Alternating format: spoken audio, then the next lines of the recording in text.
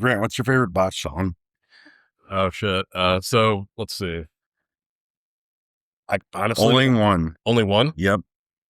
What's your favorite 10 albums? Yeah, they don't have that many. What's your favorite 1.5? Well, okay, a half is like an EP. So There you go. yeah. So I think it's Japan. Really? Japan? Yeah, That's such a great name. It's like it's the one that goes.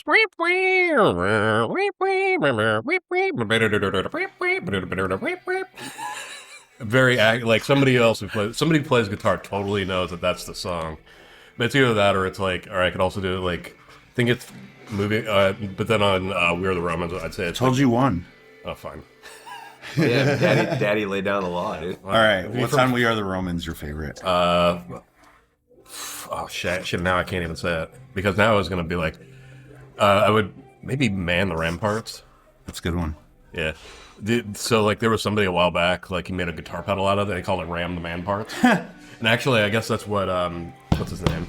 Who's the bass player who's also in like These Arms and Snakes and Sumac and all that? I don't know their names. I wish I did, but I don't know their You guys ever names. think about how funny hardcore band names are? Like outside of, because they're already funny to us, but we're pretty much encompassed by it all the time. But like occasionally people will say a band name in passing and not think about it, and I'll think about it from like a total normal person's perspective, and be like, oh yeah, These Arms are snakes, and then people are like, I feel like what is this thing that you're involved with? Like, yeah. why does it have to be called that? It was weird. It's like I feel like immediately it reminded me of like I remember when that band came out because it was like it was like what was it 2001 or something like that. It's like I think it was earlier. These Arms are snake? Yeah. Oh, I don't know. It was like all the Seattle bands like at that time like broke up, like all of them. It was like Botch, Murder City, it was like dudes from like Nine Iron Spitfire. It was like there was a couple other like Seattle bands like Kill Sadie and stuff that were all like broke up all at once. All of a sudden they all just like reconfigured. Oh, and Hamza Ali. They all reconfigured and turned into like new bands. Yeah. And what was it? These Arms, I always thought like it always reminded me of something like I always feel like their band name basically looks like I feel like it's like you take Stone Cold Steve Austin, where they're like doing his like yeah thing, but it's instead of like got this, snakes yeah. six in front. That's what I always feel like it looks like for me. Yeah. I wish it was like but I mean, there's got to be a shirt like that already. The chances are like, and he was already called the Rattlesnake anyway. So the fact that they've got this has got to exist. Or maybe it's so obvious that it was missed. I know if Maybe somebody, that's where you come in at, Grant. if somebody, I was like, the truth is that like if somebody hasn't made that shirt, I'm making it now. I'm gonna design that shirt. Oh yeah, dude.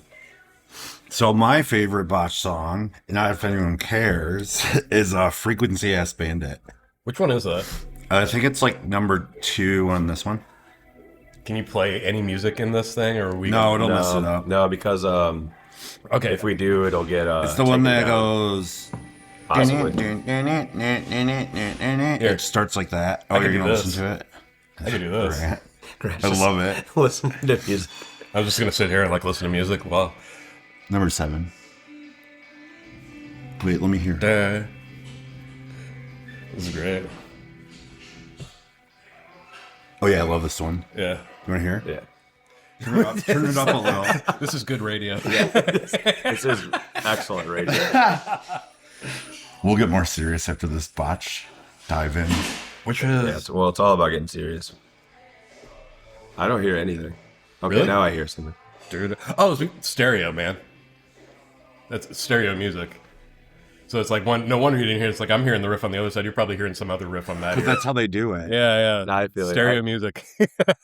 No, I was like, I don't know. I don't hear any song. It's at a all. heavy song. Anyway, you know that one now? Oh yeah. It's a good. I one. do like that recording a lot, though. That old Oh, type no, of I'm- recording where like you hear everything really well, but there's also like a certain emptiness to it. Yeah. Where like it's not. It's missing something. but like in a good way. You know what I'm Yeah, it's talking about? missing. It's missing the overproduced like stuff that's out today. Yeah. It was like the basic bass line. Yeah.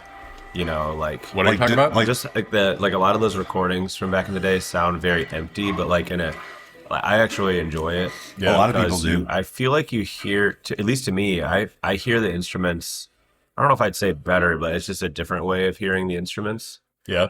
I don't know if I noticed a ton of Like difference in Martyr vocals. AD's albums recorded Yeah, like oh, that, man. and like Disembodied stuff like that. Dude, that was a time. Yeah, it's good. Yeah, I think I saw both of those Dude. bands at the Fireside back in the day. Yeah, That's I saw amazing. a Martyr AD. I think it was Hope Conspiracy and Bleeding Through at a venue in Peoria, Illinois. Sweet. That's And really cool. it was, hopefully I haven't told this story on the podcast before, but anyways. No, you should though. Tell it again. It's good. But there was a kind of a fast food Mexican place like right in the same parking lot as the venue. And it was always a problem because people would be in the drive-through for the fast food, and the then line. people from the show would pour out in between bands and hang out, and then you'd have these interactions between people in the drive-through who were probably wasted, you know, and then the people on the show who are like are looking for a fight. You know? Yes. And there was always some kind of situation there, and there was this. I think this dude's name was Haas or something like that. Haas. Yeah, but he was a HOSS. hardcore dude. Yeah, That's sick. and It's a Midwest name.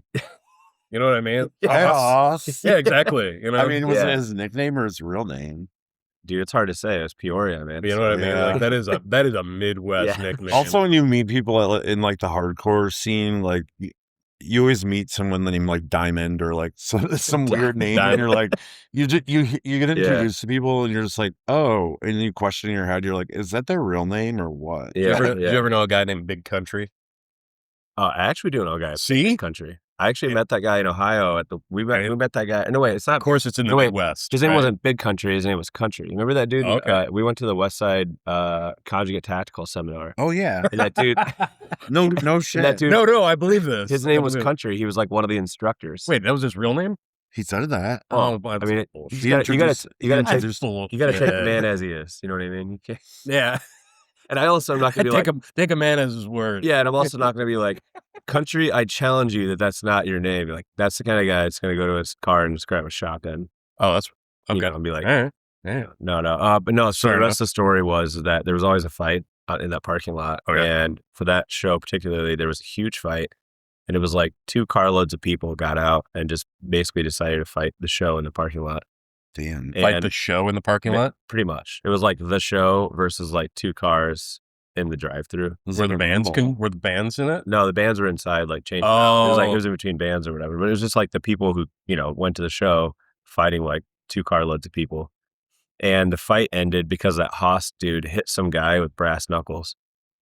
And the Haas guy is like 300 pounds anyways and like over 6 feet. So he didn't need to have the brass knuckles necessarily. But it was that time period where everyone had a pair of brass knuckles in their pocket. Like, I don't know if you remember that. Yeah, it was But, a like- time. I remember there was lots Yeah, of things like that. I don't remember this story, Okay. so Well, you didn't tell it. so anyways, this dude just gets laid out. And like everyone thought the guy died. So the fight was done because the guy was just like on his back for like over a minute. Oh, Jesus. So everyone either left or went back into the show. And then Martyr AD played immediately after that. Oh, And it was wow. probably one of the craziest sets that I've ever seen because everyone was so amped That's sick. from like a fight outside that he just kind of went inside, but it was like a controlled version of that fight inside. Which record were they on at that point? Was it like, It was the one that had, it was American Hollows on that. is that the one I remember the most is like the one with like the pig head on it? Yeah, I'm What not you're sure. talking I'm about? pretty bad with album names, but I know that American Hollow is on it, or bring out your dead, or wait, yeah, but it's those two. I think it's like a blue album or something like that. Yeah. I'm looking it up. You're definitely, Yeah. you definitely come from like a vocalist background. Oh fuck! when you I'm can the actually like worst. name songs and you Oh. like, I can't name songs. It's like American Hollow. Oh, I thought you meant like I couldn't do anything. No, no, because that's pretty much my talent. Is no, it no, Earth no. as it is in hell, or Yeah, yeah. I was gonna like I was gonna say the whole point of a vocalist is basically just like stand around and Yeah, you don't Yeah. carry any gear in, yeah. and you don't really do any writing, and you just annoy the fuck out of everyone and try to tell people how to write songs. Well, yeah, but your Uh, job is to be like the sexy one, basically. It's like your job is basically to be like, I'm the guy. I'm the cheerleader. Yeah. But you know what I Fuck mean? It's yeah, like dude. it's like I am the Fuck yeah. candy on stage. That's And it's funny. like, and you know, no, it's like there's so many dudes that are like that, and it's like the guy, the vocalist in my band is like that. Where I mean, he'll pick up some, he could drive a car and he can pick up some shit. So it's like, you know, but for the most part, especially like after a show, because he's like I did drive the van a lot. Broke. I drove like a lot. What? I drove the van a lot. It's because you love driving. That's true. You've always loved driving. That's true. But I did drive like quite a bit. Maybe not the most, but at least I did that. So, but yeah, but that's what I think. Have you ever talked about your band before that you had? No, not really. You should talk about it. Yeah, let's talk about it. Let's talk about your band, dude. What was the? What do you want to know about it? Tell us the band's name, man. It was called Iron Rain. And who was in it? Well, in the very, very beginning, it was me, Dylan Sipes, who was our roommate at the time, but he was actually a pop punk drummer. Oh, right. Primarily. And then I think he had played in some hardcore bands, but like his style was more like pop punk, and I think that's what he'd been playing like right before our band. Okay. But it was cool because it gave us a sound and like a rhythm and a whole feel that you wouldn't have probably with any other drummer. Right. And Chris Fowler, who's one of my best friends still, he was also my roommate. He's a guitarist. Uh-huh. And this dude named Goodrich Gavart. Can you know who that is? No. Goodrich is this like rad dude. I think he wrote for Hard Times for a little bit. Oh, sweet. Fucking just awesome dude. Awesome. Did stand-up comedy for a little while. And it was great because like when we were in that band here in Chicago, he doesn't live here now. He lives in Cincinnati, I think now. But he was a barista at Intelligentsia. Oh, so nice. It was just constantly like funny stories and just like, things that happen working for like, a big coffee company. Like, sure. Like it's in my Chicago. favorite Chicago coffee. It's pretty good, man. Yeah. And I think there was just us four. He was the bass player. Yeah, he's a bass player, and his dad taught him how to play bass. And technically, Goodrich is a jazz bassist. Okay. Because his dad was always like in these like sick jazz bands. Oh wow. It was like kind of like literally a rock and roll dude. Okay. And what's funny is that when we first started that band, Goodrich actually kind of I don't know, like looked like Neil Diamond for like a fair amount of time. That's a good look. And then what's funny is that when we would play, he would like spaz out. And it was actually great. And then I think eventually we had Jason Dooley, who I can't remember. He was in like a really well-known vegan straight edge band from back in the day. I'm gonna look it up right now while we're talking. But he eventually became our drummer, and then I think Goodrich ended up moving, and then Robin Scamser, who you guys know. Yeah. You know Robin, he's like the redheaded like firefighter dude. Yeah. Super funny. He eventually became our bass player. Yeah. Trying to see what that band was. How many people like show up around here now, like are kind of like fixtures around here at Rockwell? Dooley was in Morning Again. I never heard of them. Yeah. He was in another band too. But anyways, what were you saying about how many people? What? Yeah. How many of those people like are, kind of around here? Oh, in the gym? Yeah. I don't think any actually. Robin comes sometimes. Robin comes occasionally, but he lives in the burbs now. Oh, and okay. what's interesting is that guy. What kind of stopped our band from being a band is that we really never actually broke up, because at the same time, all of us had serious things that just happened that really didn't allow us to do this anymore. Mm-hmm. Like all within the same year. Oh, so like I started the gym. It was like a little thing, and then it became pretty full time. Not that stopped me, but it didn't help. Like it didn't make me more available. It didn't allow us to like play shows out of town as much. Sure. Chris was a product photographer. He still is. But he started picking up all these big jobs through like Crate and Barrel, Nike, Bass Pro Shop, like crazy shit. And it was one of those things where it's like, do you either do that or do you like just, go play in a band and like, not make any money. So he did that. I think Dooley was a graphic designer and he got hired by IBM at the same time. Yeah. So that's a similar situation. Cool. Robin was already a firefighter, but he had the opportunity to like basically work up in the ranks and become like lieutenant or something like that, or so that all kind of happened at the same time. So we really just kind of stopped playing shows, and that was sort of like the band. But yeah, like it was interesting. I think our band like was influenced heavily by like American Nightmare, Hope Conspiracy. I know Chris probably would fall back to like, what was the band before Terror? It was Scott Vogel's band before Terror. I don't know. I can't remember the name. I'm blanking on it, but I always like feel like bands like it always feels like wasn't Buried Alive a band? Buried Alive. Was it really? Yep. It was related to that band? Yeah. Yep. Oh wow. So like I think Chris was heavily influenced by like Buried Alive, things like that. How did I pull that one out? Yeah, so that's kind of like Buried how Alive. that's how it came about. And then like I said earlier, Dylan kind of put his drumming style into it. And then what's interesting is that Goodrich brought his like jazz bass style into metallic hardcore, which is, really rare, Yeah. And so but like it wasn't to the point where people couldn't grab onto it. Right. But it was just like you could tell it was there, it was different, and I think that's Different, kind of what made it cool. What made it work, yeah. Cool. It was rad. But yeah. But what else you guys want to know about anything else? Or? I mean, that's Smooth good. transition. What about next? I feel like we got more information than we thought we would. Oh Yeah, yeah. But no, it was fun. It was a good time. I still think I want to do something again. Like, you and I had talked about doing something at some point. I don't know if Iron Rain will ever play again or if it'll do anything again. I'm not sure. There's been talk of it. Like there's times where I was pushing it and other guys were like, no. And then I think there was times recently where other people brought it up and I sort of like brushed it off because I was just too stressed out to think about it, Oh yeah. I don't know. I would play guitar. Would you? Yeah. Oh, You yeah. play guitar? Yeah. I didn't know that. I don't really play as much as in COVID. I played. I just don't. I don't know why. I just don't. I should. I played since I was 12. What the fuck? I like taught myself how to hear and read music. I know. I didn't know that at all about you. Why are we Once I put my mind to why something, aren't we talking about like guitar shit more often? I I had no don't know. idea. Why? Actually, that is the weirdest thing possible. It's like usually people like would be like, "Oh, I play guitar," and you don't. Well, I haven't played You know it. what I I mean? don't play like I used to. Why not? I don't know. Because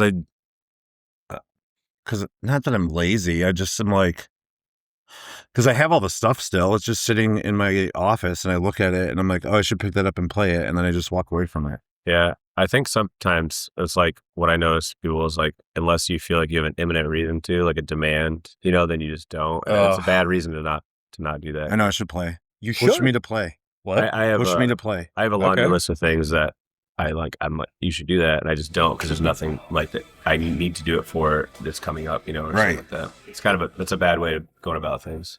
I think the other thing, like you and I, we take on a lot of responsibility and like with just everything. Yeah. So like those things that you could, those things that you could like look at and be like, oh, do I really need to do that now? Yeah. Like you kind of, it just falls off. No, I know what you mean.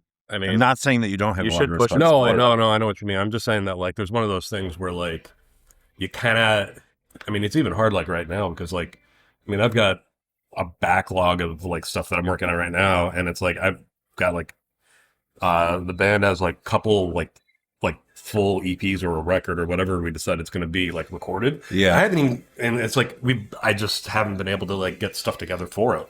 It's like, or I've got like a bunch of stuff I've been working on. It's just like, it's a matter of just like, oh man, they're like, it's like you're saying, it's just like right here. It's like, I got to move this forward or that thing forward. And it's like, you're just exhausted. But talking about Work Party, right? Yeah. Work Party. Yeah. Yeah. And like, I know what it sounds like because I've listened to it, but like for people that don't, how would you describe it? Like if you had to give like 2 or 3 bands, does it sound like a work party? Blended up too. Okay, good. Well, it's like it's like the antithesis of that. It's like we all like it's like if you think about a work party is lame, isn't it? Like, you know what I mean? Like a real work party is like a real corporate work party. It's really lame. They're like, what? Oh no, I thought that there was like at least vibes wise. I thought when we talked about it before that there was like, and every time I die, something kind of like vibe to it. I'm not saying it sounds like that, but I thought that was like some of the idea a little bit or something like that. But maybe I read that wrong. Oh, that was my last band. Warbrides was like that too. Okay. It was a little like Warbrides was a little bit more metalcore in that, and it's like Work Party is a lot more.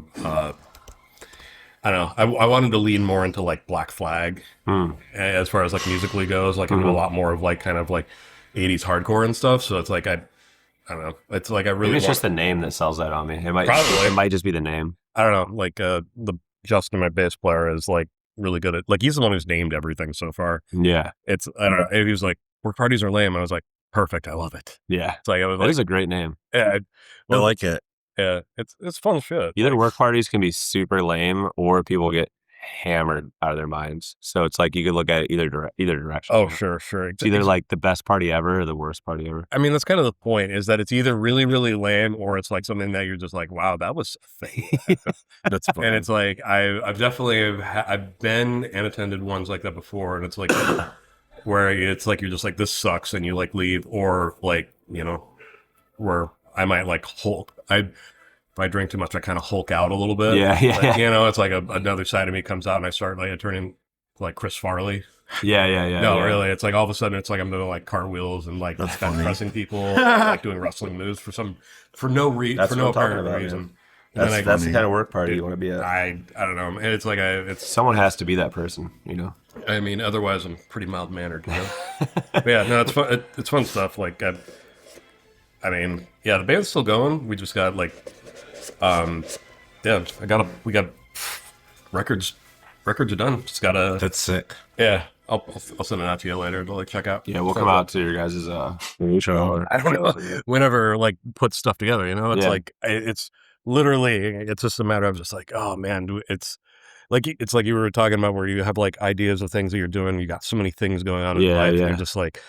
It's like, okay, this is ready to go whenever, but I'm just like, man, I got so many other things going on, just life. Yeah. You seem to juggle things pretty well though. Like I know that as far as like your stress levels go and like, you know, anxiety or just like, you know, like it's kind of funny because like I kind of always tell people, I'm like, when I describe you, I'm like, you know, well, let's talk about me for a while. Yeah. Well, no, I was just thinking, like, I was telling people this week, like, you know, who we're podcasting with and stuff. And I always kind of say, I'm like, Grant's like oddly like self-deprecating and like very hard on himself, but you produce a lot at the same time. As far as like, in my opinion, a lot of things in life, like whether it's lifting or music or like children. Oopsie. I do have three. Dude, honestly, it's kind of awesome. But no, like, you know, and I think part of that is that like, I feel like that outlook helps you juggle all the things that you're juggling. Sure. You know, because you're just like, well, I'm just trying to make it work, you know, and in reality, you're actually making it work. Yeah. Plus 10. Yeah. Wouldn't you say, and this is something that I was thinking about recently, and I think that you're similar in this, and I think you're the same way too, Matt, is that like, kind of have to have something to be going towards, like goals. Like you can't just kind of just move toward, like, especially when stuff here, it's like you got to make sure like constantly be moving somewhere. Something, goals, and moving, be like, I got to do more than just this. It's like if you just kind of like wake up and like, you're not going to be able to achieve anything if you're just not going to even like set goals you can't achieve. Yeah. So it's like, you know, I'm constantly self-deprecating because it's like, and it's the goal is always so far away. But I don't know, I'm still reaching for it. No, I know what you mean. You know what I mean? I agree. I mean, I do the same thing, but like, I feel like I'll put these ideas in my mind and then I'm like, oh, that's so far away. How do I get there? And then I'm like, then I change it. Yeah. I'm so wishy-washy. Well, no, I'll think of something else. Oh, I see. I'll think of some other like... Redistract yourself? Yes, which is like a bad habit of mine, which I'm talking to about my therapist about how I distract myself with things that aren't productive. Was that like, it sounds sort of ADHD. Bad. I have it really bad, yeah. Oh, no kidding. Yeah. I take Adderall. And, oh, do you?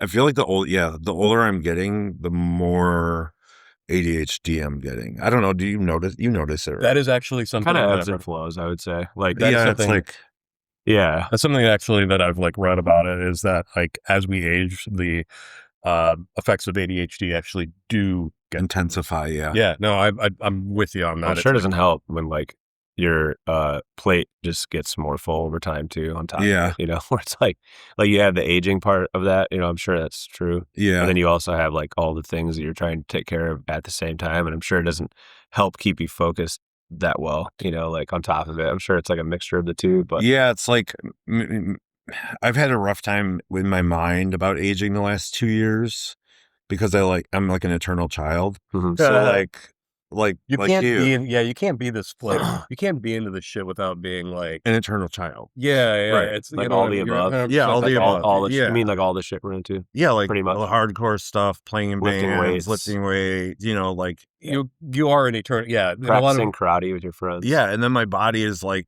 rejecting all those things that I've been doing for Yeah, years because I'm just like, what the fuck? Just all this shit keeps happening to me. Yeah. And it's like, probably it's a mix of me thinking about it and stressing myself out. Yeah. It's a mix of me not eating right when I should be. It's a mix of aging and like just me not 100% taking care of myself like I should be. Yeah. And I do okay job. Like people always say that I do a great job compared to people outside of Rockwell. I'm sure I do a lot better. 100%. But like inside of Rockwell, it's like I live within these walls. You know what I mean? Yeah. Well, it's tough. I mean, we all do. Like, if Yeah. you think about it, like, there's Yeah. things that you compete in that, like, whether, like, I mean, people, like, you can run into somebody on the street and they'd be like, I'm in a band, and be like, it's so interesting and cool and whatnot. And you'd be like, they're like, oh, it's so unique. And be like, I know like 15, like literally, I was at a show last night and literally everybody in that show Are my friends. Yeah, right? they're all my friends, and all those people in the outside and like everybody's in a band at that place. It's like Yeah. everybody's it's like it's almost like when you start throwing It's like a vacuum. It is, yeah, yeah. exactly. Yeah. So it's like it's totally like a vacuum sort of scenario. Yeah. And it's like, well, it's like Chris was talking about it yesterday. Like, was it yesterday? He was talking about if he was able to at his age being able to deadlift. There was a certain amount he was able to deadlift. He'd be in like the 5%. Mhm. No, bench press. If he was able to Bench. do 225, Yeah. if he was able to do 225 at his age, I'm not going to tell the world what his age is. Sure, yeah. That could be Chris's story to tell. And that basically he'd be in like the 5% of people. Yeah. It was like like you'd be like 1 in 500 people. Yes. basically in strength, That's a fact. Yes. which is crazy. You think about it, but then yeah, like, In our bubble, we're like, what? yeah, That's it. Yeah, and here we're sort of like, yeah, Cool, right, like that's standard. that's like warm up stuff. Yeah, People yeah. are like, and what I was gonna say is, on one hand, it's bad in here, or like in your case, like at the show, where like everyone that shows in a band, Mhm. because the pressure is high, and it kind of like, you don't feel like you're doing anything, or you feel like what you're doing is average, or like, I don't know, whatever. Maybe you're getting worse, but then like you're in that bubble, so it's really a good pressure that kind of keeps you sharp, and it keeps you doing things. It keeps pressure on you that you can't just like fall off, because Yeah. if you don't have that vacuum, then there's no standard, there's no expectation, so, but it does suck. Like sometimes it drives me crazy. Yeah. Like, I think that's what I'm really going bad. through is like, Sometimes I feel just like not great, yeah, I'm just like cuckoo sometimes. Then that same vacuum is also like what makes you write a great album, or like Yeah. what allows you to, do something in the gym that your genetics were never made to let you do, Yeah. that you just built yourself for, or like, Yeah. or whatever, or like, and here on this mat, like pulling off a move, like I've seen you do moves on this mat that I didn't think that your flexibility and mobility was capable of Really? in like the 3 or 4 months that we've been training together. That's cool. I think I started in January, didn't I? Yeah. It's like something 6 that. now. Or 6, but that's the point, is like, your body is like busted up, doesn't feel good, or like whatever, but then like, you'll move in a way where I've been training for a long time. Yeah, you're good. So thanks, man. Thank you. You are. Uh, He's so fast at jiu-jitsu. I'm like, Jesus. you should have seen me try to walk from my He's house just like, to my. like a spider. You should have seen me try to walk from my house to my truck today. It was You're fucking. just like, I was just practicing. I was trying to find a gate. You were like, that you could hold on to. Yeah, I was trying. No, I was trying to find a walking gait that would be functional today, to be able to walk in a way that felt okay. like- there's a pain. Oh, There's like pain. walking gate. Got it. like, Okay. So I started with really small. I thought he meant like a steps. gate to hold. Yeah. I know. like, I was imagining me just holding on my neighbor's gate and like being like, my truck is so far away. You're like, I It's need to literally- figure out how to walk. Yeah. this. It's literally the same. I think thing, at that though, point you still. need a cane. Like that's a cane or It's a literally walker. the Like, same you thing, can't take though. you can't take the gate with you to your vehicle. I mean, it's Yeah. gate or gate either way. Like it's the same. You're right. No. Seriously, the thing though, it's like We didn't talk about you at all. I was trying to expose you in this. No, you got turned into handicap lifting jiu-jitsu. Yeah, sorry. No.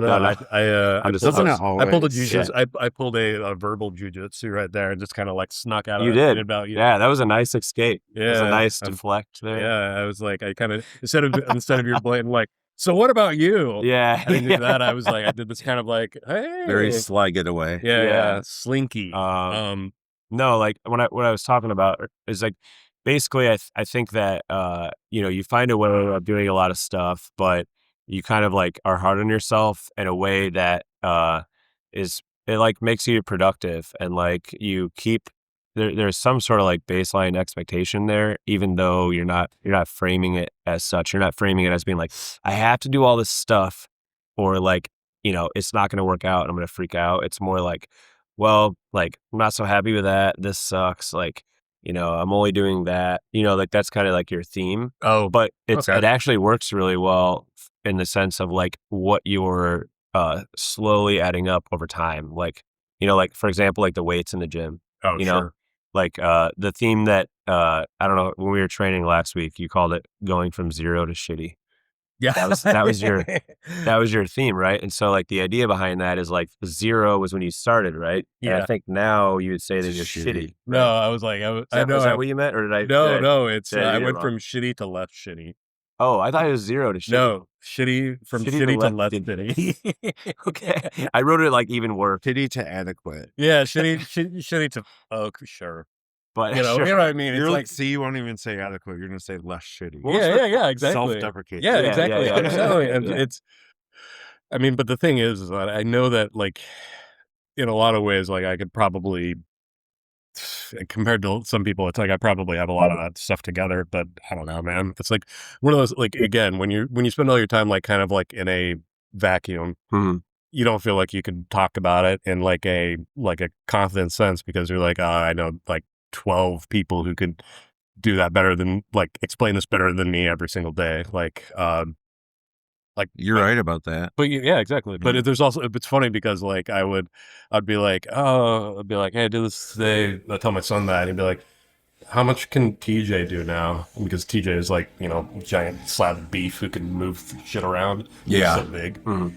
And, it's because he's like, there's a meet or whatever, and I think he tried to do like an 800-pound deadlift, and like, it was a lot, and it was still cool for him to see, Yeah. Mm-hmm. Kids pretty much were like, oh, like. Was that when he was here, or is he watching? He was watching. I can't remember. It was something he watched, like a bit of me doing some stuff at, like, for a meet. Oh, gotcha. Yeah. So now he compares you to TJ. Yeah, exactly. Yeah. So it's like there's TJ, and then there's way better Grant also here. Whereas like I'm like there's impressive Grant, which is we gotta talk about that. Impressive Grant, and then I'm unimpressive Grant. We got to talk about that. Do you know the story about that? About Grant? There's 2 different Grants. Not like one the same person, but they're not to me, but there's impressive. Wait, okay. What is it? There's impressive Grant, impressive and unimpressive. So I'm unimpressive Grant. Yeah, he is unimpressive Grant, and then there's the outside world. You're impressive Grant. No. Actually, these are actually 2 different. You know that Grant guy that has done our meets before, and he lived here for a while, and he'll come in with a gallon of milk. No. He'll drink a gallon of milk while he works out. You know that? Oh, guy? That older dude? Yeah. Oh, that guy's crazy. Yeah. So also bald like me, but it's like he's but so it was when you were doing a meet, right? You were doing a meet, and that guy was doing a meet. Somehow you guys ended up on the same meet. Yeah. It was true, and he was actually, I think, right after me at like something. Like, it's so, like it was like Grant, and then Grant McCauley after him. Yeah, I see. And I was pretty much like, I think I like did something. I did what I was supposed to do. I didn't like fuck it up or miss or anything. I think you did exactly what we wanted to do. Yeah. Like I think I actually like competed with. I completed the plan as expected, and finished it and walked. I think I walked back and was like, all right, time for less impressive Grant, and now time for impressive Grant. Yeah, we were doing our own commentating. That's really fun. For Grant in the warm up room. Which, like, if you think about it, how many people do you know, Matt, as like a coach, that would perform well and be under less stress if you were like comically like trashing them with them in the back before their lifts? Comically trashing? Yeah. Were you comically trashing him? Yeah, me and Grant were kind of always comically trashing him during his meet, comparing him negatively to this other guy. But it keeps for you, it kept the stress level, and also for me, the stress level was low. It was funny, but I don't think anyone. Right? That's my point. I don't think I've ever been with someone who are competing. It does not work. It's not usually it's like, hey, you're doing good. Like, stick with it. Get your food, get your water. You know what, though? That works for me. It doesn't do anything. I could see that. Like the last time I competed, TJ handled me and I was like, don't make this serious. Like, make it fun. Yeah, like let's when you just did your kid around. comeback meet. Yeah, I'm like, let's just kid around and fuck around. Yeah, I could see and that. I had so much fun. TJ also did a bench press to the Thomas the Tank Engine theme song. Yeah. Dude, that's kind of one of my best benches for reps. One of my best benches for reps in this gym I did to The Gambler. What's that? You know that song, The Gambler? Who is that? No one to hold him when to fold him? Yeah, bro. What's that? That's Kenny Rogers. Kenny Rogers. That's really funny. That was one of my best benches ever. And for some reason, I just feel like I am like it's Christmas Eve and I'm sitting next to like the fireplace in like my grandma's living room, dude, and it really just puts me in a nice place to lift some That was a movie, right? I don't think my mind would go there when I was trying to lift heavy. It really would not. I'm like, I need to get mad. I need to get like I need to be emotionally charged to lift really heavy. I mean, I was mad, but like I felt good. Laughing. I do better if I'm like, also laughing though too. Like I think that it's like and it probably goes like a little into my like alternate like so it's like I've sort of figured this out over time, is that like the more like it's just no pressure, everything is funny and nothing doesn't matter. Yeah, like I do better. Like I just like I'm more invincible and like enjoying it. It's like if we're like just bullshitting about whatever during like when we're like training and shit, and it's just like we're riffing on just stupid stuff, and it's like I should probably do this. Fuck it. It's like it's there's something about like you get in that positive mental space. Yeah. And it's just like, I mean, it's great because of that stuff turns out better. But I also I know but it's like it's more of like I'd rather be in that frame of mind. Anyways. Yeah, and plus, like, if you think about it, because we started training together at Hero, right? No, you were, that was Dan Reed. That was Dan Reed. Sorry, Dan Reed.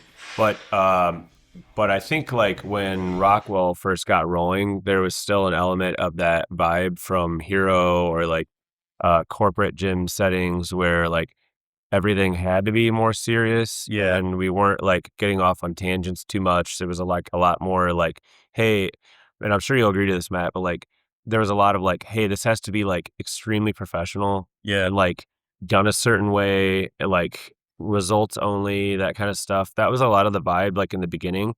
And if you notice that, like, I'm sure you've noticed, like over the years, like you were just talking about, we've gotten away from that. Yeah. Like really, really far away from that. And the results have been like exponential because we're not like coming in. We're not coming in and being like, hey, it's 8:00. Let's do your warm up right now. Let's do this lift. Let's do that. Like, everything is not so stringent to the point where like it's such a like I feel like it dilutes it so much if you are strictly a client and I am strictly a trainer. It does. And we're only here for this like this purpose of like if we don't get this goal done, then we're failing. I mean, I'm not saying that we are getting things done, obviously. Yeah. But like that whole thing, I think when we switched over to that vibe, like all of your lifts shot up, like your enjoyment shot up. My enjoyment did, like, right. Yeah. I mean, so I feel like it's just, it's a good thing to not be like that, when you're training. It's just, you train me, when we're laughing and I'm having fun and I'm like, okay, I'm having fun today. But when I'm like too serious and I'm like, this fucking sucks. Yeah. And I like throw a bitch fit. Yeah. You don't want to do that. But no, I know I don't want to, but it happens. Yeah, well, it does it's happen. a cool skill to have. And the funny thing about that meet too is that we thought that joke was so hilarious that I think we tried to tell Grant about the joke.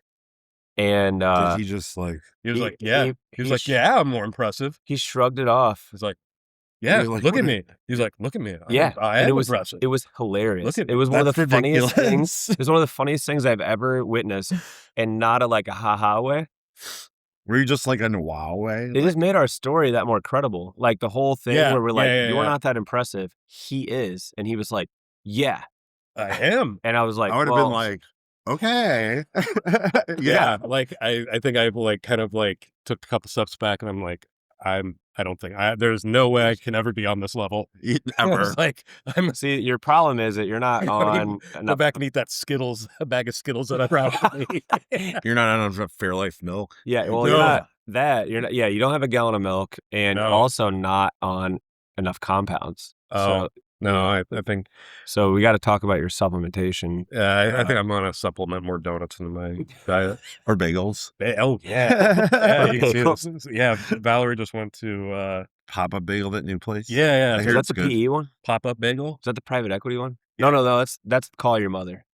Oh yeah. They give you like a bag of bagels. What's Pop-Up Bagel? It's this place from New York that just opened here, and it's you know what? You're like really the third good. person who's mentioned that. Yeah, everyone keeps talking about it. Oh, she got so check it out. They're like mini bagels, aren't they? Are they regular size? Regular size. Scallion cream cheese. Dude, those look awesome. Good. Dude, why? Next time we podcast, we got to have those bagels on the. Those look good. Yeah, Grant, you're good at this. We need you on. Except for we wouldn't be able to talk. We'd just be punching. No, I mean you're good at podcasting. We need to get you back on here. Okay, I'll do this again. Well, don't tell him. He doesn't want to hear that he's good. Fuck. Yeah, you're. Suck. So you're mediocre. Slowly getting the hang of it. Yeah, it's like you're getting better. Yeah, you're warming up. Yeah, sorry. Yeah. You know what I mean? It's like you just gotta be like, look, you don't suck. Okay, it's like. Yeah, this wasn't as bad as I thought. You're really on a scale of 1 to 10, you're a 5.5. That's hilarious. This wasn't as terrible. That's kind of what I'm getting at. That's funny. You're. It's like I'm not everybody's first choice. I'm the I'm the guy you go home with at the end of the night when everybody else has left the bar. Yeah, we know which. You're the last guy at the bar that you go with. Well, I guess I'll fuck him. I guess. We know which Grant to call if we want the job done right. Yeah. That's really at the end of the day. Like, this will be really additive. It'll be fine. That dude's just gonna show up at the gym next week to like throw down with us after this podcast. Oh, dude, I would. That'd be a sick Monday. Oh man, I would. I mean, I'd probably run. No, that is cool. He's interesting. I'd run like hell. I'd probably run screaming. I wouldn't. I'd throw my gi on and I'd grab my mouth guard. Just grab your mouth guard. And I'd sit down on the ground and I'd be like, "Come on, motherfucker!" I'd sit to guard first. I'm gonna hide. And I'd have a shank in my belt. So I mean, which is interesting because I think this brings up something I've like wanted to bring up like on this before, is that there are so many interesting personalities at this place. And there are so many people that's for sure. Yeah. You know what I mean? Like there's so many, like for the longest time, if I didn't know somebody by name, I'd be like, oh, it's that guy. It's like that guy. And it's like, I'd kind of make up my own names for him. Yeah. Like Tom, I called him for like the longest time in my head. I was like, that's swole Harry Potter. He does literally. Yeah. Literally. I was like, he's really big Harry Potter. Dude, we're gonna do a podcast with those guys. Oh yeah, soon. They're About That Action podcast. Have you seen it? What? No, Tom and it's Tom Marsh and this guy named Josh. Okay. And they have a podcast about action movies. Oh, really? And it's called About That Action. That's the so we're gonna podcast with them soon. But anyways, he is a fucking character, dude. Tom. Yeah. I love it. I didn't know that he was doing a podcast thing too. Yeah. Tom, every time I want to talk about a horror movie, I talk to Tom about it because he has so much to say. Oh, absolutely. I laugh so hard because I go into the microwave room all the time to make food, and his backpack is always there. And he has this chainsaw keychain on his backpack from like some Texas movie. Chainsaw It's Massacre. fucking hilarious, dude. Every time I see it, what I think about is him on the CTA with the person sitting next to him and just like looking at the chainsaw, and then looking at Tom because he looks like the character from the Punisher movie. Yeah. Are you a serial killer? You're like, it's a motherfucking chainsaw. Yeah, dude, it's awesome. That's funny. It'll beat your ass. But no, you were saying about the personalities, like there's a lot of them, and it's just never ending. Like we keep accruing more personalities, more of those type of people over the years, and it just gets. I don't want to say weirder and weirder, but like the volume of weirdness keeps adding up, and it's great. And what's cool is that we keep bringing all these people in, but they seem to be nicer and nicer, even though they're like on their own wavelength of, you know what I mean? Yeah. You know what I'm saying, right? Yeah. Like, we've had both personalities. Like, we've had weird ass people that are horrible people, and we have weird people that are awesome and great people, and that's what we've gotten in the last like half a decade is more. Yeah, it's kind of nice. It's like, it's a cool like setup where it's like, when I've talked about like the gym before, I'd be like, all right, we've got like there's a few different like kind of sects, different type of people. You've got like the tattoo hardcore dudes, and then there's like a whole contingent of like, then there's a lot of like, which has also been one of the cooler things to talk about, like a giant contingent of like queer people who work out here, and of different types, which is fucking awesome. As far as like seeing all the different people who were like showing up here, and then you'll get like some normal Chads. Yeah, some normal Chads who are doing really big stuff. Yeah. And then there's like a lot of like a lot of interesting minority people that work out here too. It's like a really awesome, like eclectic group of people where you're like, this is like, and rarely do you see anybody who's going to walk in like, or at least I have yet to see people walk in with like, a pair of pants and a white beater and like just work out. There's very, very few of those people where like, like your Planet Fitness type. None of there's very little of that. Yeah, I think it's kind of deterred, I mean, it's just, and then also like to add to your point. And then real legit people who give a shit about like the working out and actually like, power. I mean, then there's like legit power lifters and stuff. And to add to your point too, I don't really bring this up much, but like I've had, I don't know, so many women over the years say things like, it's so awesome when it's hot here and I can take my shirt off and wear a sports I hear that bra. all the time. Really? Yeah. Like that's cool. Very regularly. Or I can come in here and train and do whatever movement I need to do. And not worry about guys creeping. And not worry about someone watching everything I do or like approaching me in a way that's just like, unwanted. So, and that makes me like insanely happy when I hear that, because like sometimes places like this can be like a cesspool for that kind of shit. Especially when you mix in like, hey, we're weird people, like we're into weird shit. Like, I mean, we're kind of the occult fucking, it's like an excuse to, like be this and that way. And so it's cool that we can be like that and like be ourselves and not like, like I do take advantage of people and, whatever. So, well, what's cool about the way that it works here, and it's kind of like the vibe kind of is, I mean, there's some like, man kind of stuff that happens here, but it's like, it's a really, for the most part, like okay, you know what? Maybe I have some toxic masculinity in me, but I'm working on it. I would say it would be the vibe of that kind of like some guys are a little bit like, look, I've been worse before, but I'm getting better. Yeah. Like that kind of vibe of like, I'm improving. You know what I mean? When it's like, it's like accurate. It's an accurate comment. Like like, it's like, I've been, and I would say that kind of like toxic masculinity is something that we all kind of like fucking grew up with because it was part of culture. I mean, it's still culture, there. Yeah. It's still there. Yeah. But it's like one of those things where like, I mean, it's awesome that like, this is a place where like, I don't know, where I feel like that kind of mentality can be brought into that and be like shown that, a lot of different types of people can be here, and that we can all like coexist and have a good time together. Yeah. Like, I think that's awesome because it's like rarely in any sort of scenario can there be, usually those kind of ideas and people of like different creeds and backgrounds usually are so fucking separate. Yeah. Like they live in a completely different world and they're able to like, nobody crosses over. This is one of those places where it's a lot of those different things can actually exist. Yeah. And I've seen, and that what's awesome is like rather than like having people like in your face of like everything else that's going on, you could be like, no, it's just be.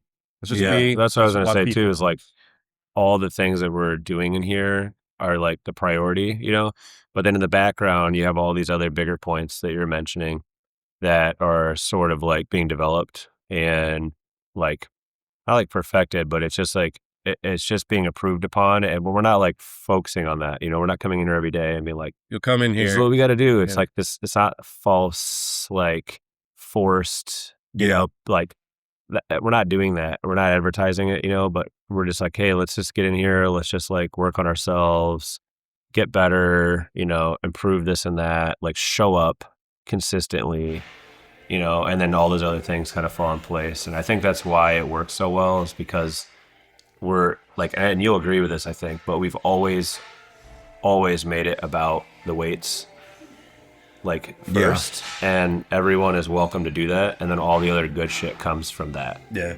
You know, we don't get lost in like this particular thing that is garnering all of our attention right now, and we forget that we're here to lift weights. Like, you know, and it's the same thing with jiu-jitsu too. You know, like if you go into the jiu-jitsu mat or Thai boxing, you look at the people that are in there, they're all here to just train jiu-jitsu and Thai boxing, but you look who's in there and you look how they're interacting. You look at the level of respect everyone has for each other. Yeah. It's like pretty big picture shit that's happening, you know? I like it. I'm just struggling with the balance of the both, like a lot. Because I want to lift weights still a lot, and then I want to do jiu-jitsu a lot, but I'm getting in this like decision paralysis where I'm like, I'm deterring myself from doing both. Yeah. Like I've been late, like I just haven't been myself with lifting and shit lately. And like, I want to do it. Are you overthinking it? Yes. I overthink everything. Well, and I always tell people too that like, no, I get it. I always tell people too. I could point that out to somebody else really easily, but I can't fucking hear that myself. So I constantly overthink things. So it's funny that I could be like, I say that, but it doesn't make any difference to me. No, I just need to do it. Well, I always tell people too that with all the people that I've seen do jiu-jitsu and lift, or even try, sometimes I just use the word try, or even with myself back in the day when I first started getting involved in like martial arts while I was lifting, a lot of times I noticed that the first 2 to maybe even sometimes up to maybe 5 years, it'll be a really big struggle, mentally, physically, even performance on both. Like you'll see your lifting be horrible for a while. You'll even see your jiu-jitsu or whatever martial art it is that you're doing be also horrible. Yeah, because you're just starting. Because it's so much to manage at one time.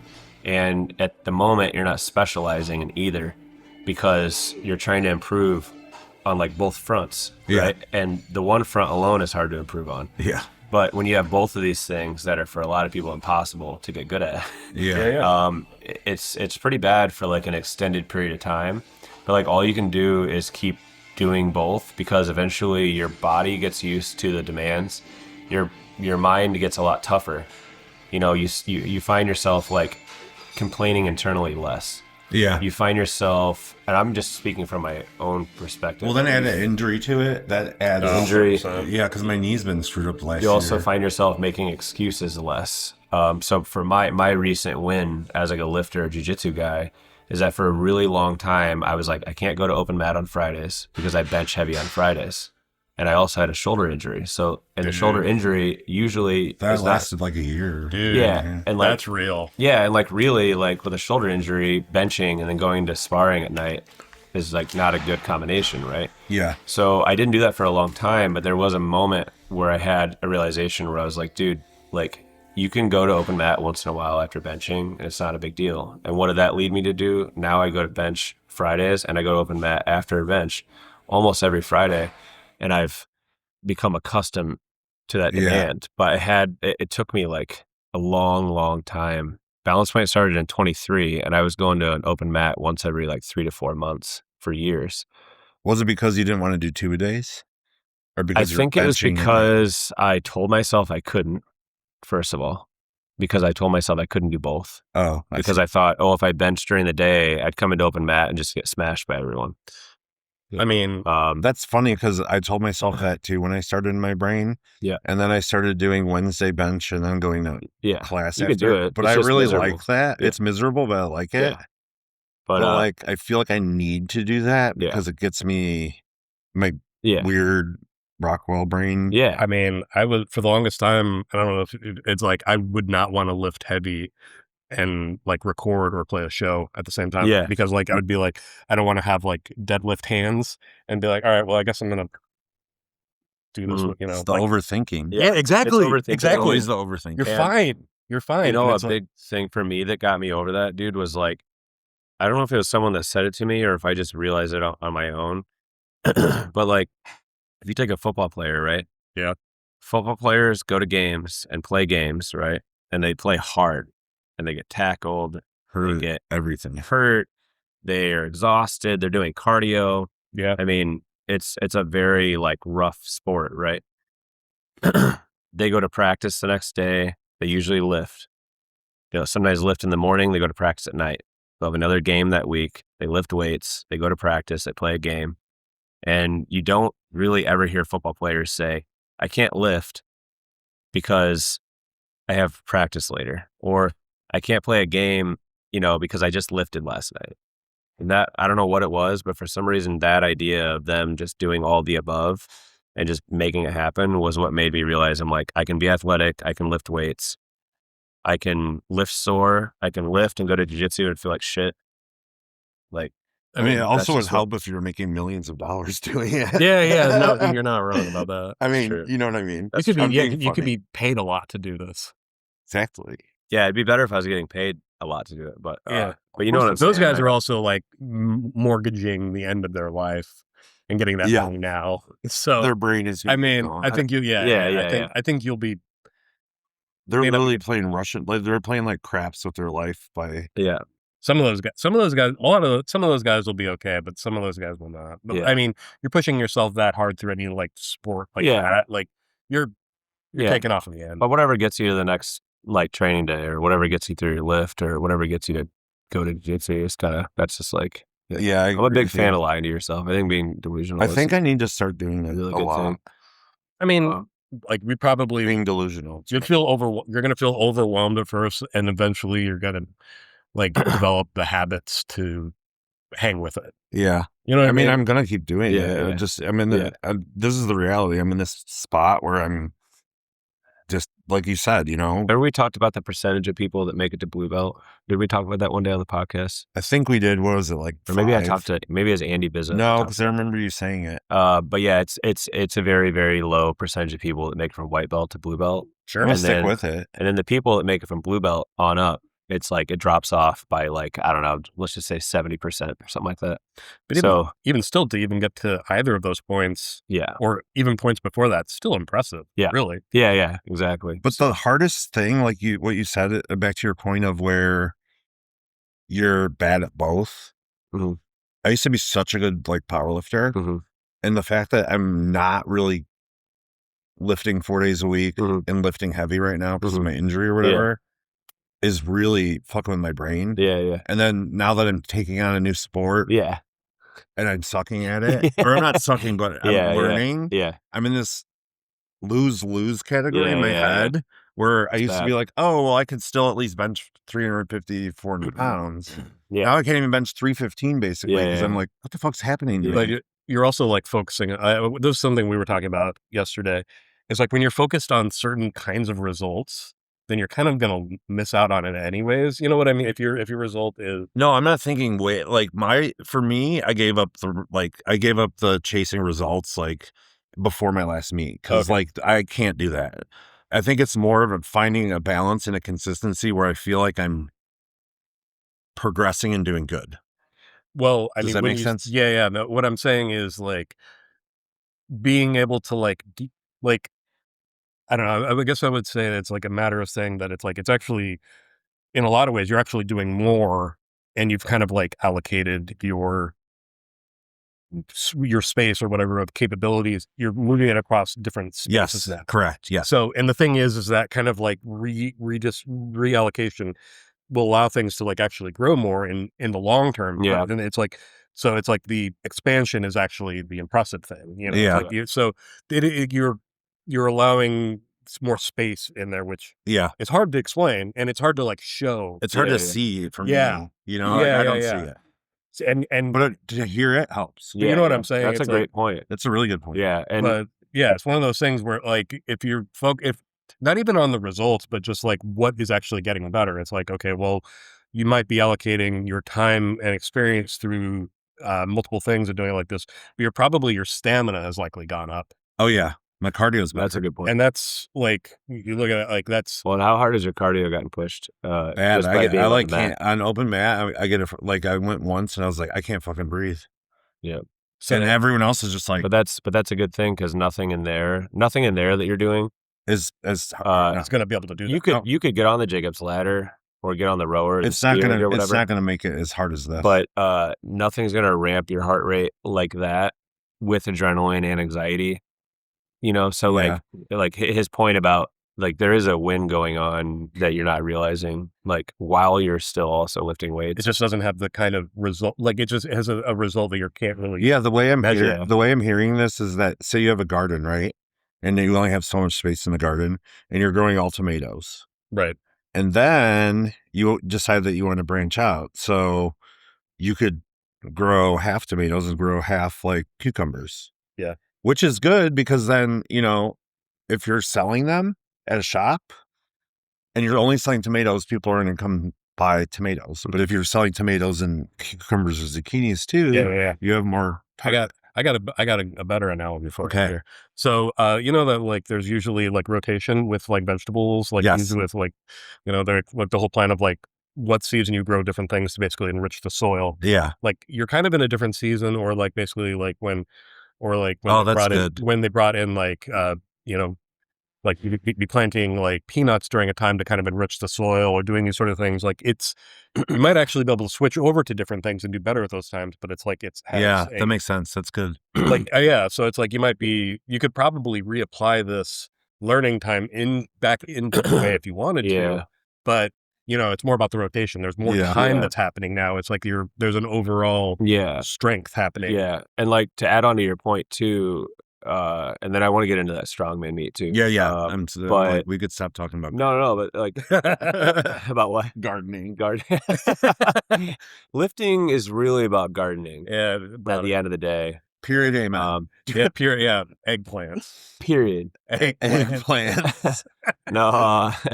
No, what the fuck was I gonna say? I had this really sick. Oh, I know what it was. Cucumbers. Like gardening, feathered phallic-looking vegetables. No, like what I was gonna say, just to like kind of wrap that up, is like when my lifting is awful, or when I'm injured, or there's been some times in here where I've been really depressed about what I did that day, or like someone gave me some feedback that I didn't really want to hear. You know, I was like. Telling myself I'm doing a really good job, but in reality, the guy who knows much more than me is watching me, and they're like, "It's not really it," you know. With lifting? No, jujitsu. Oh, I was like, with lifting, nobody knows more than you. I don't know, but like, you know, anyways, it's not always going to be great, right? And sometimes with like lifting, for example, when it's not good, right, and I'm not making progress as a power lifter or as a lifter, or in my opinion, I'm not garnering respect in the gym by my output. Yes. Like I'm not doing enough for the gym to see me as being extremely valuable. Right. Like I know that sounds negative, but I know, but it's positive in like your brain. In those times, I look at it as like I'm lifting for when I'm older. So I can get up off of a chair, or so I can, you know, if I go to fall, hold on to something, or like, you know, if I have kids and grandkids to be able to like pick them up or some shit, or like if something happens to someone and I need to help them in a moment of an emergency. Like I look at like lifting as like a survival thing, purely survival, not even like progress, like fuck your stats and what you did before and all that shit. Just not getting old in the way that people get old by doing nothing, right? So that's like my baseline when shit's horrible. Dude, it's such a huge thing to think about because like that's one of the things I would say has actually been one of the biggest benefits. Like you bringing your kids in here to lift when the schedule's tight, like that is enough to keep lifting. Like just for them to watch you do that. You know what I mean? Yeah. Like not even like your own survival, but your kids seeing you do something that sucks. Yeah, it's true. Showing up for it. And well, I mean, I was going to say one of the things that really helped me get or persevere through like the early days of being really, really bad was like, you know, because years of, you know, being, you know, from a young age to just, you know, to your mid 30s of basically just binge drinking and hanging out and doing whatever and not taking care of your body. Mm-hmm. Like I was kind of in some rough shape, you know? Yeah. Then I broke my body and then had to like rebuild it. And it's like, I got to a point where it was like hard to like like I've only with like when Jonah was born, I've only really holding with my right arm, but it's like now, like it was amazing that like after a while I was like, nope, I'm actually a better dad because I can actually like move better. Yeah. You know, like that was the thing I would say is that like made me much more capable to like keep up with my kids. Yeah. And they still like, it doesn't matter how much I work, they're still going to be better. But it's like, it's made it much more like able to hang, you know? Yeah. No, to me, that's the important stuff. And then, you know, when you have good days in the gym, it's awesome. You get to celebrate, you know, it's fantastic. But I don't know. I try to look at it like that, you know. I like that. We just did the strongman meet. Was that 3 weekends ago? It was 3, wasn't it? 3 weekends ago. 3, yeah. Yeah, it's 3 weekends ago. First strongman comp that we've done. And giant purses of sand. Yeah. Tall bars. Yeah, it was a really great experience. I wish we had done one like 10 years ago. Yeah. Like it was so much fun. It's fun. It was easy. It was fast. So fast. Ooh. Like we were in and out. We started at 9. We were out by 12:30. We had like 5 events. Yeah. 5 events. Yeah. Really? 50 people. No kidding. Yeah. Yeah. Huh. And Matt, Inez, and I like promoted it, like put it together, whatever, you know, and Diego was a huge help. Yeah, it was great. The teamwork aspect was fantastic. So like not only was it fun watching people do all those events, but just like how well it was put together, how well it operated the day of, and then just getting. I was real nervous, but I was like, it's gonna work out. It's gonna work out. And then it worked out. And then just like the personalities that show up for strongman comps, like they're just so nice, so laid back. Yes. Very low expectations because my theory is I think that they're always training the most inconvenient implements and making their own equipment and all that stuff. So a lot of times they don't have their own. Right. So they're like, the shit. I think they're just appreciative to be somewhere that has everything. Yeah. Seriously. Yeah, no, that's what I'm saying. Well, like, yeah, it's such a different like crowd than like a elite powerlifting crowd where they're like, I need this bar, I need this rack, I need this bench, I need, you know what I mean? These plates. Yeah. It's just completely different. If I don't have these sleeves from that brand, then I'm less worthy. You know, it's kind of amazing when like, and the strongman people are like, oh, these are the ones I could afford, so I'm wearing them. Yeah, I think that's awesome. It is awesome. Yeah, like that kind of level of like, watching people just kind of like create their own tools and stuff like that with confidence. Yeah, awesome because like. Yeah, the rest of the things like it's like it's like I have to have this thing, and it's like I must have that bar that has the salt, like it's been rubbed off by being on my shoulders for so long. It has gold chips in it. Yeah, it's like it has gold chips in it. And it's like I've dug my fingers into every piece. You know, like this plate. It's like it's like I could. This is where I held it originally, and it's like that. But you know what I'm saying? It's like they've built in this history. It's like somehow this piece of metal is a part of me, and there's no way I could do this meat without this bar. And they're, it's amazing to see people just show up and be like, yeah, I'll hand me that bucket of sand and I'll just run around and be like, that's awesome. I was also thinking about some of the people running that yoke outside, running it sideways because it was timed yoke carry for distance, right? It was 1 minute. And what was the feet? Do you remember you measuring it? It was 50. It's 50 feet. So they go down and back, down and back, down and back. And they have to stop, pick it back up, down and back, down and back. And so, of course, like, you're not really thinking about your form or technique or position as much because it's time for they were going like this. And there was literally people running that thing, like running it, and it was actually facing that way, and they're going this way. And just seeing that kind of like perseverance and like lack of care in the moment because you have a good job to get done, and you don't have that time to like, you don't have that 1 minute to kind of like, in powerlifting, right? You have 1 minute to set up your bar lift, right? Like, and you can do all these like things, and you can like just very like dialed in and specific, and then like in strongman, when they say go, dude, like that's it, man. Like, if it's on one arm more than the other, or like, your leg's not in a great position, you just fucking finish it, dude. That was what was interesting to me from like a powerlifting perspective. Watching that, I was like, wow. And I'm not saying one's better than the other, but it was a fresh breath of air. Dude, I love going to strongman comp. I mean, you should get like, not saying there's anything wrong with doing something obsessive, you know, like, yeah, but yeah. Oh, yeah. I love that. That's my bread and butter is obsessive OCD, like but to specific shit. Be forced to do something where you can't obsess over it and just kind of get into it. I think it's healthy for you too. Like, you can appreciate, and like strengthen your mind and realize that some of the things that you're doing are they're all up insane. Here. Yeah. It'd be like, yeah.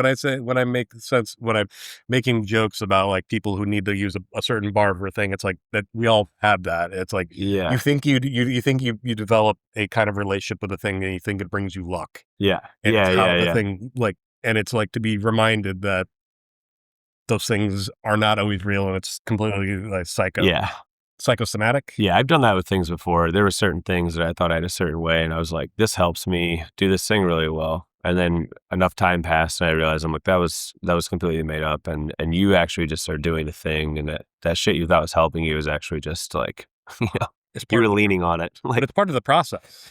It's part of the process of learning. It's not the secret sauce. It's just the thing. I want to talk about the strongman shirt that you made too, and then if we need to bounce, like we can go soon. I know you got to go, but but that strongman shirt was like people were really, really into it, more than other designs we've done in the past. Yeah, they loved it, and it was done in a really different way from how we had done shirts before. We did it with a photograph thing. Yeah. And I think it was your idea, right? To take a photograph. Yeah. Maybe we came up with it together as far as placement or something goes, but I think it was your idea to take a picture of things. And I think originally you were making a shirt just to make a shirt for the gym. It wasn't even, I don't think that shirt originally was for the strongman meet. Picture. Yeah. We were just trying to make a strongman shirt. Oh. And, pretty much what we decided to do was we were thinking about like what strongman implements would look cool together, like as a group.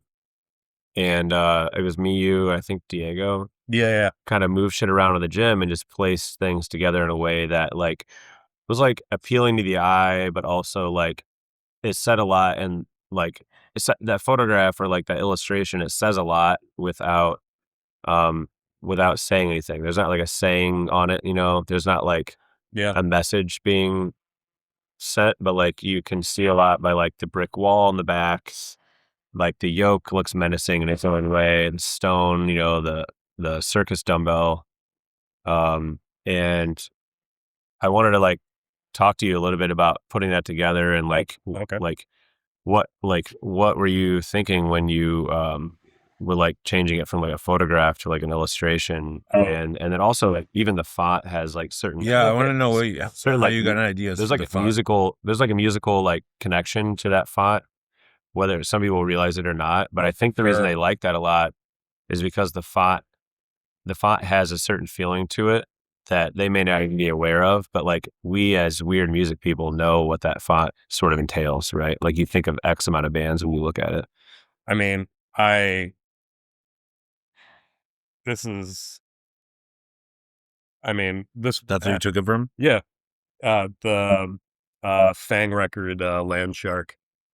So it's like an old, Fang is like a really old, like hardcore punk band.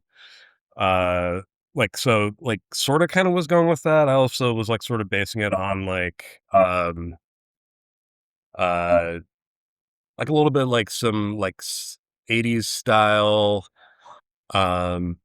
like horror kind of stuff. Mm-hmm. Like I was kind of looking at a couple different. It has that feel to it, which is weird because it's not like you have like an axe on there. Nice. It's not like you have blood on there. Yeah, a little this similar new band, No Cure. Yeah, that's like the font they use. Oh yeah. I saw that and I was like, oh yeah, it has a thrashy vibe to it. Like I wanted to work with some stuff that was similar to it. When I look at that shirt, it gives me a Power Trip vibe, or like a Judiciary or something like Guilt Trip kind of. So not Guilt Trip. What's that band? Fugitive. Sorry, Fugitive. Yep. That's Power Trip. Trying to think. It was like an old. Oh God, there's a Tom would know this one immediately. Chud. I think it was Chuds is what I was thinking. What's that? A movie? Chud. Yeah. Suburban or cannibalistic humanoid underground dweller. It's like for some reason, yeah, it's sort of kind of like yeah, that, like a that. little bit like that, kind of like Chud, but kind of also Yeah, like that's there's. what you're saying. I mean, this kind of like 80s style Yeah. horror movie poster thing. That's Yeah, kind of like I like pulling it. from that, like it's pulling from like 80s hardcore punk. It does. Even like we have it on the wall over there, and it looks like a poster that you would like steal off of a building, that like would be an advertisement for a cool movie or an album or something. Yeah, I like agree. that. Yeah. And what's funny about it is that we had a lot of people asking to get that shirt that weren't a part of the competition. Oh, really? For example, like Isaac from Handcrafted. Oh shit! Like, Really? he's an easy sell because he's like a hardcore dude. But Yeah. him and I were talking about it. He was like, "Oh, I saw that shirt that you guys put up for that comp." And he goes, "You think you could get one of those for me? That design is fucking awesome." No kidding. And like Isaac doesn't powerlift or do strongman, so he's just like a hardcore dude. Yeah. But like he wanted one, and I was like, all right, that's how you know that shirt was cool. It's because like people were grabbing onto it, and they weren't even at the event, and they don't do that kind of training. And I wear it. Nice. I wear it often, not because it says Rockwell on it, but because it's just such a hard. I like it. It looks such like a hard kind of training shirt. I love lifting in it. It just makes me feel good when I lift. Gives me a good vibe.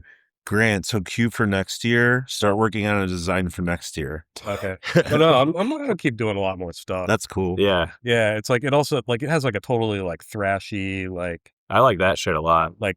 Is that Toxic Holocaust? Yeah. That's cool. It's kind of like. Just totally. I love those like wild neon colors. Yeah, too. that's kind of awesome. Yeah, I very like nuclear. Like, with the radiations and yeah. I've just kind of been thinking it's that or like Napalm Death and stuff like that. I've been really like, I don't know. It's like I've really been digging into like grindcore lately of that era. So the art, like it's just kind of like come up from like a lot of those things, and I'm just, I don't know. And it was nice to get back and do art and design because I used to do it a lot back in the day. Yeah, I haven't really done it in a long time, just for you don't have time for it. Yeah. We were talking about that earlier, and it's like all of a sudden, like now you have a demand or a deadline. You came up to me and you're like, "I need a deadline. I need to know what date." And see that's the thing is like it goes right back to that. Yeah, so it's like you kind of need something to work towards, and you don't like, or you're never gonna like go against it. Yeah. So I needed something. You were like, "Here's your day. I need you to," and you kept on top of me on it. So you're like, so it made me get it done, and I was glad to get it done. Yeah. So we're pretty happy with it. I'm gonna keep doing some stuff, and like, I mean, it was like a combination of just like the original photo and just manipulating it a ton and getting into like a little bit of illustration on top of it and like redoing some stuff. So it's like I just kind of like dug into it, really wanted it to look like that kind of.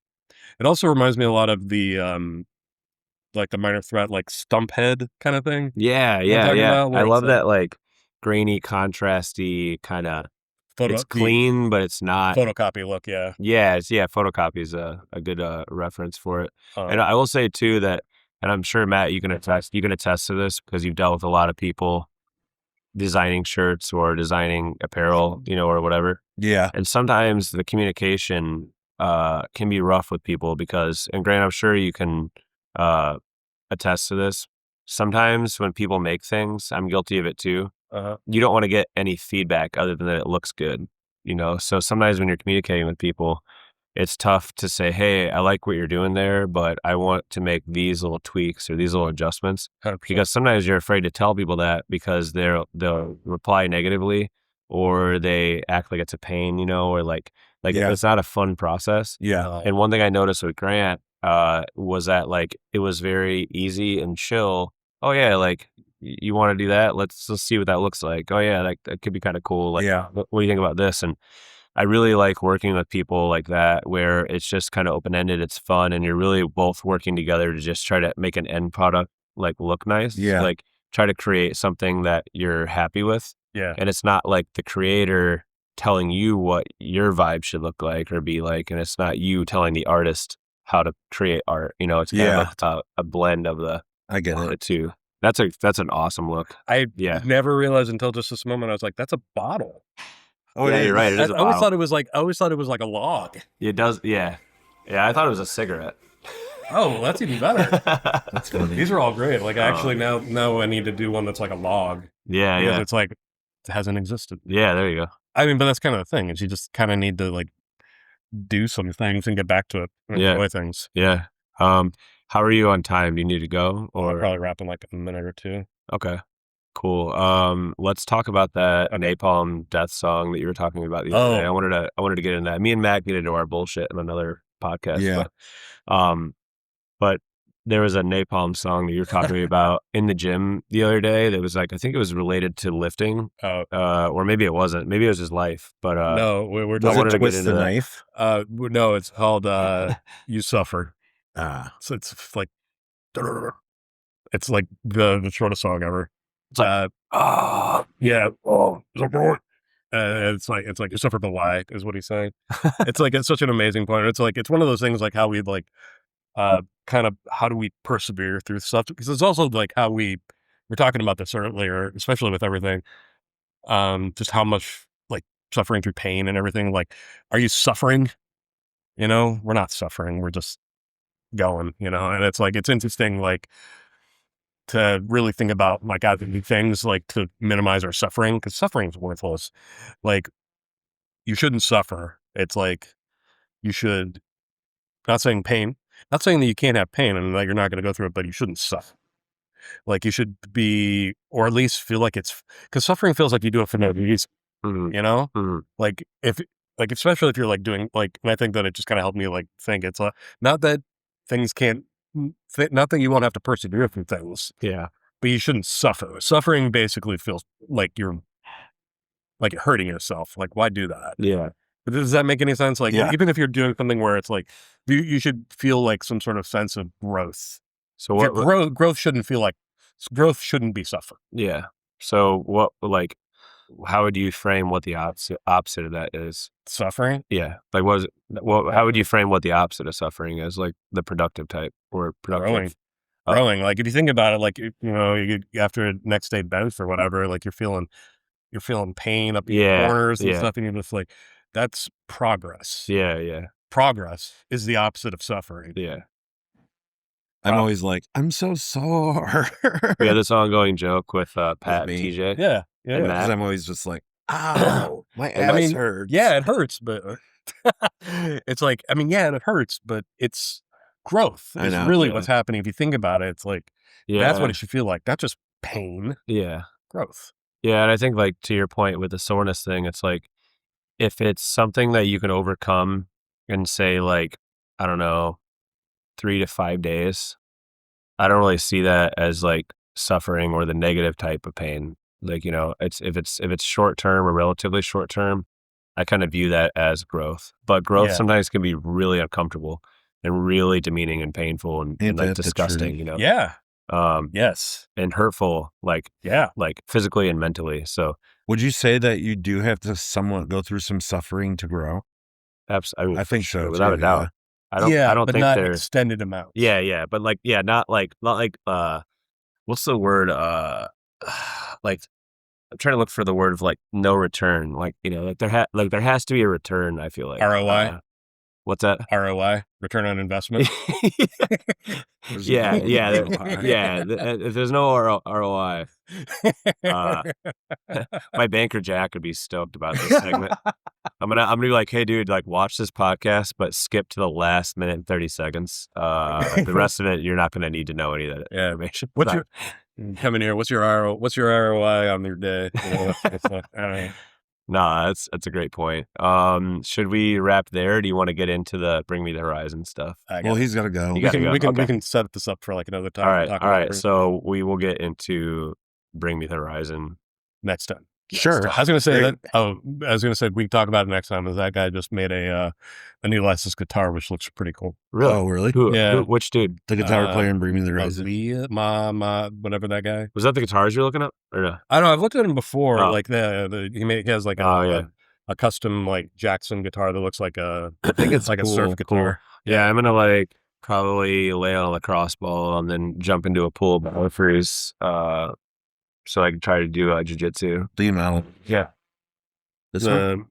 Oh, yeah, that's cool. No, go to that one. Yeah. Oh, cool. Yeah. I really like. I thought about it's like 9:30 already. I sound like. I know. Oh, that's sick. Are you going to jiu-jitsu? Yes. I'm gonna too. Oh yeah. All right. All right, I'm Grant. gonna tune to I love you. You're a pretty okay It's at guy. 11, right? You're all right. This is a decent podcast.